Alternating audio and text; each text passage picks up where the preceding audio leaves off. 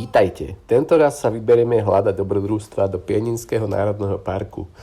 Navštívime samozrejme slovenskú aj poľskú stranu, aby sme vedeli porovnať ponúkané služby a ceny na oboch stranách Dunajca a zažili si autenticitu a emócie oboch brehov. Začíname teda na slovenskej strane, kde budeme celý víkend kempovať v krásne zelenom, čistom a veľkom kempe Červený kláštor.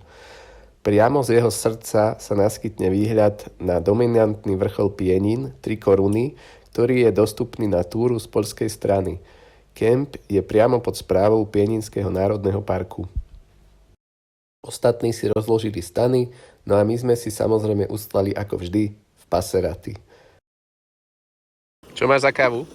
Barilla, štandard, tradičný mletý standard.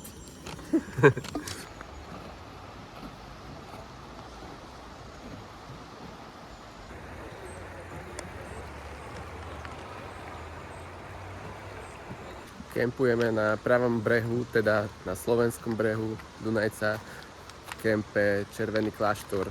Je to celkom veľký kemp a celkom preplnený, ale za to je veľmi čistý, starajú sa oň a mysleli sme si, že na poľskej strane bude lepšie, ale tu je taký asi väčší kľud, je tu menej ľudí, aj keď je ich tu dosť, ale je tu taká väčšia príroda, väčšia divočina.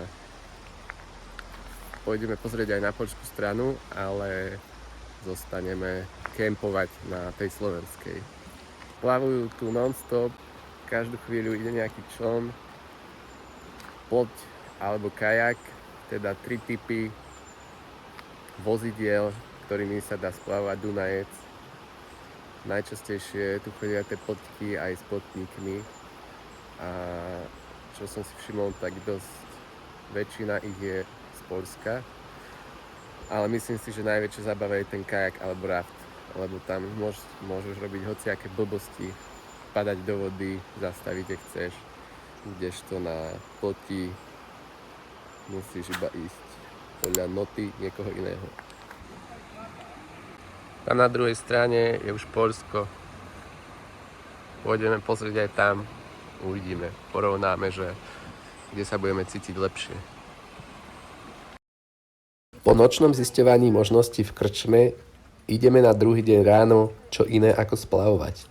Hľadali sme opäť nejakých priateľských ľudí, čo nám boli ochotní vyhovieť cenovo, kapacitne, psom a samozrejme aj tým, ako sa dostať naspäť, pretože časť chcela ísť autom a časť bicyklom.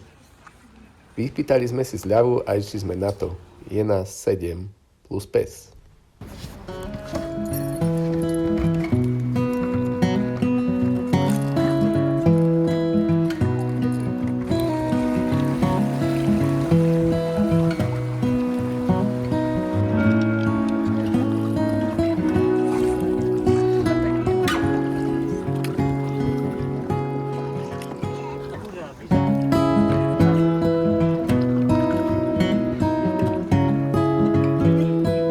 Dáva.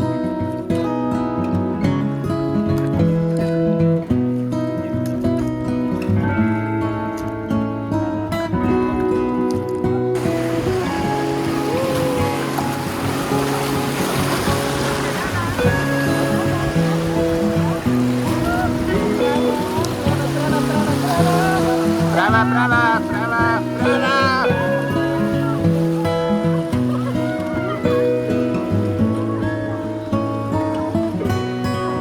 Tak nič.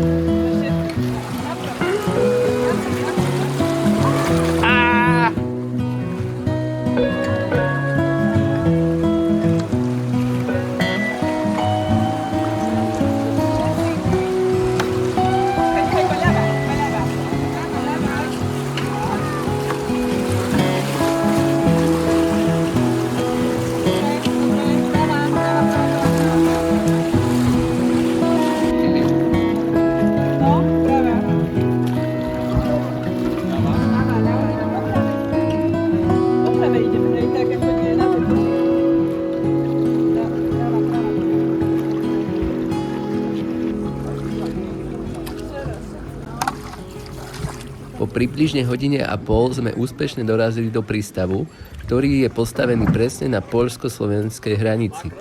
Ďalej pokračujú už len poľské posádky, ktoré končia v nedalekom centre turizmu v poľských Pieninách, v mestečku Šťavnica.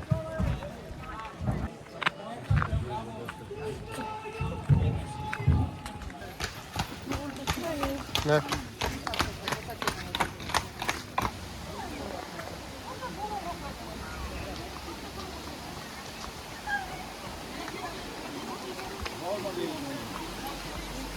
Powoli tak wyjedziesz.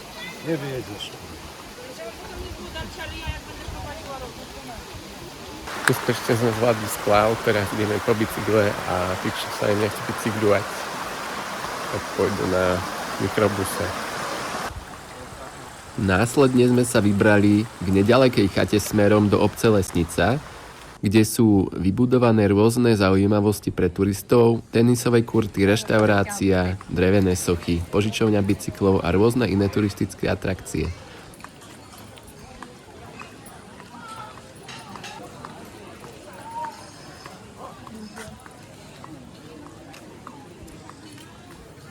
Posilnili sme sa na cestu a po výbere toho správneho bicykla si ideme užiť druhú časť po cyklotrase naspäť do Červeného kláštora.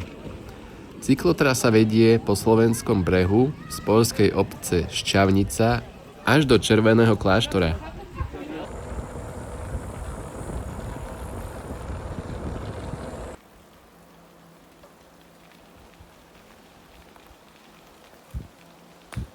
Sme späť v kempe. Cestou sa povýbijali baterky, takže veľa sme toho nenatočili. Každopádne cesta späť z Lesnice do kempu Červený kláštor trvá príjemným tempom asi pol hodinu. Je to približne 8 km nádherným prostredím Národného parku. Dreva máme dosť, nie? No. To už je všetko? No, tak to ju máme. Je to.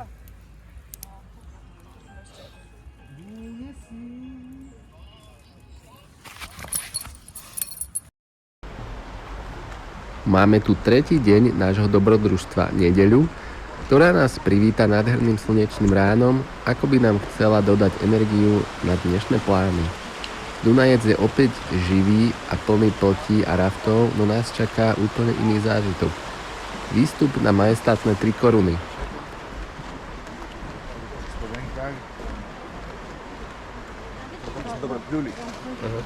Tento vrchol ukrytý na poľskej strane je pre nás nielen výzvou, ale aj príležitosťou stretnúť našich kamarátov Poliakov, ktorých pohostinnosť vždy zahreje pri srdci. Už len predstava výhľadu z vrcholu, kde sa spojí krása prírody Slovenska a Poľska, nás nabíja nadšením a odhodlaním. Všetci dôchodcovia kývajú. Ty si dôchodca. Kto? Ty si dôchodca. Klarika, povedz, ako sa tešíš na turistiku. No? Klarika ide na turistiku. No. Kam ideme? Na 3 centy. Ako veľmi sa tešíš? Strašne sa teším. Myslíš, že tam budú nejakí chlapci? Určite. To jediné má Poháňa vpred. Že na vrchole, aj keď ja môžem dosiahnuť vrchol už v základnom tábore. Včera sme boli tu na diskotéke, že? Áno, ale iba do 10. A keď si chceš dať zahrať, musíš poslať e-mail dopredu, týždeň, aby si zahral potom v sobotu. Presne na daný čas. Presne na daný čas rezervácia.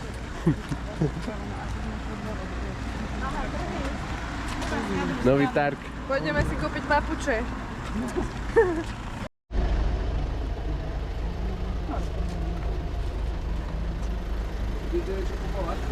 Nie, poďme. Aha, čo je tu? Čo?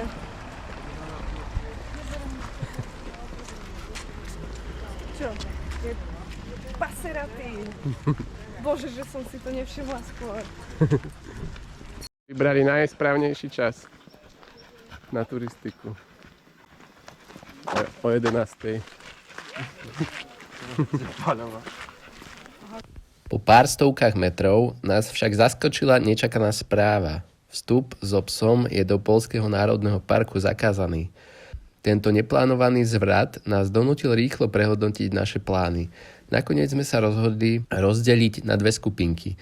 Prvá sa s odhodlaním vydala zdolať majestátne 3 koruny, zatiaľ čo my s Larou sme zamierili k Dunajcu.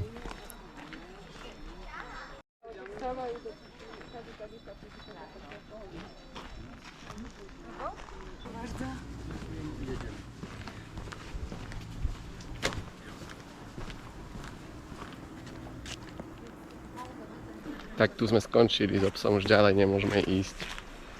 Takže ideme asi k vode.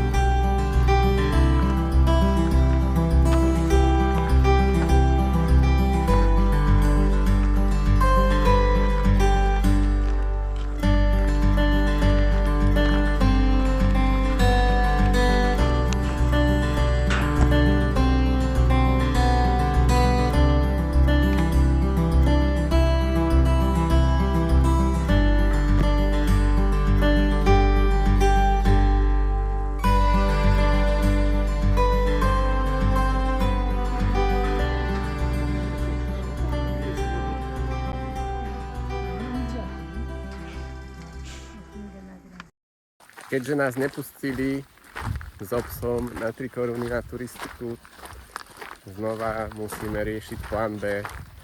A ten je, že ideme si ľahnuť k vode ku Dunajcu, možno sa okúpeme a budeme len tak relaxovať.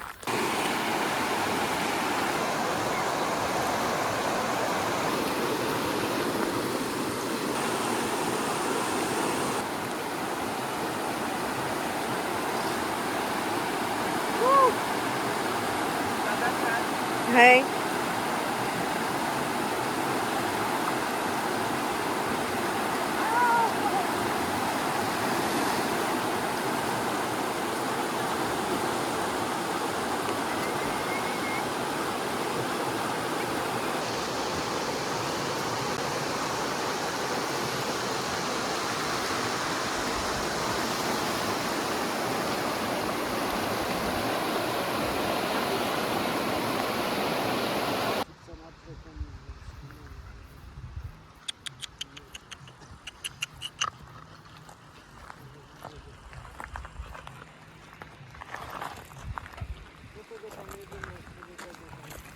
Tak zrelaxovali sme pri Dunajci naplno a teraz ideme hľadať nejakú reštiku, kde si môžeme dať boršč s uškami.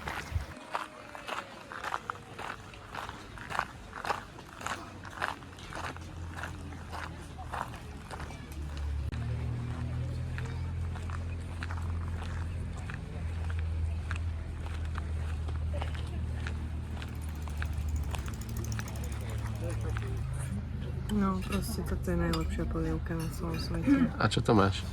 Borš s uškami. Ako? Borš s uškami.